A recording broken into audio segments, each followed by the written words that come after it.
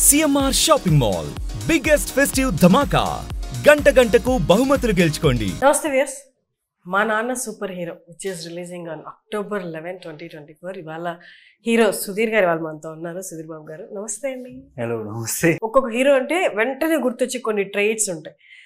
మీరంటే వెంటనే గుర్తొచ్చేది మీ బాడీ బిల్డింగ్ ఒకటి, ఇంకొకటి మీ స్టోరీ సెలెక్షన్. ఓకే, ఎట్లా సెలెక్ట్ చేస్తారు అసలు? ఇలాంటి డైరెక్టర్లు మీకు ఎక్కడ దొరుకుతారు? వాళ్ళు మిమ్మల్ని అప్రోచ్ అవుతారా, లేకపోతే మిమ్మల్ని చూసి ఒక 2-3 ఫిలిమ్స్ ఎక్స్పెరిమెంట్ చేశారు కాబట్టి సుధీర్ గారిని అప్రోచ్ అయితే మనకి కొంచెం మన ప్రాజెక్ట్ ఓకే అయిపోద్ది అనిపించి వస్తారా? ఏదో చెప్పి ఇలా రాయండి కథలు అని చెప్పింది అయితే ఎప్పుడు లేదు. సో ఆబ్వియస్లీ వాళ్ళు అనుకుని రావడమే. సో నా దగ్గరికి వచ్చిన దానిలో నేను చూస్ చేసుకుంటూ ఉన్నాను అంతే. సెపరేట్గా ఇలా కెరియర్ ఇట్లా చేయాలి, ఇట్లా ప్లాన్ చేసుకోవాలి అని అట్లా ఏం లేదు.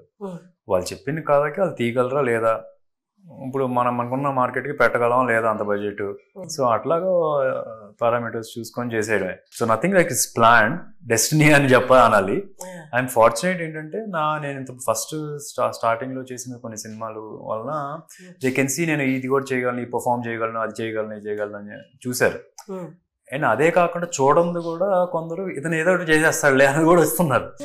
అంటే హీల్ మేక్ అన్ ఎఫర్ట్, ఇప్పుడు ఆ క్యారెక్టర్ కావాల్సినంత రీసెర్చ్ చేసుకొని అంత డెడికేటెడ్గా చేస్తాడు ఒకవేళ అవసరం ఉందంటే.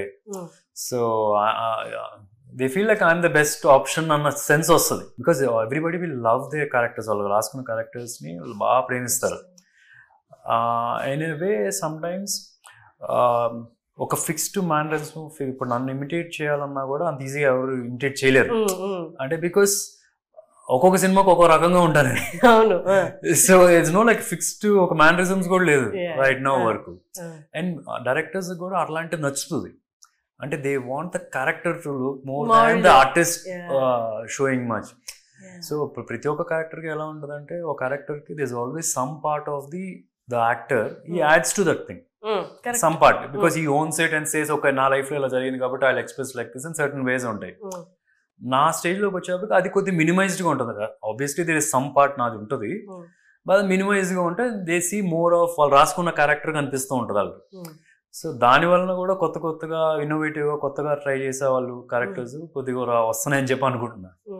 ప్రతి సినిమాని అంత కసిగా చేయాల్సిన అవసరం లేదు. ఈ సినిమా కొంచెం రిలాక్స్ అవుదాం, మేబీ క్యారెక్టర్ అంత డిమాండ్ చేయలేదేమో, ఆ బాడీ అంత పెంచాల్సిన అవసరం లేదేమో, లేకపోతే లుక్స్ మీద అంత కాన్సన్ట్రేట్ చేయాల్సిన, ఒక middle class boy kind of అట్లా ఎప్పుడు మీ కెరియర్లో జరగలేదా?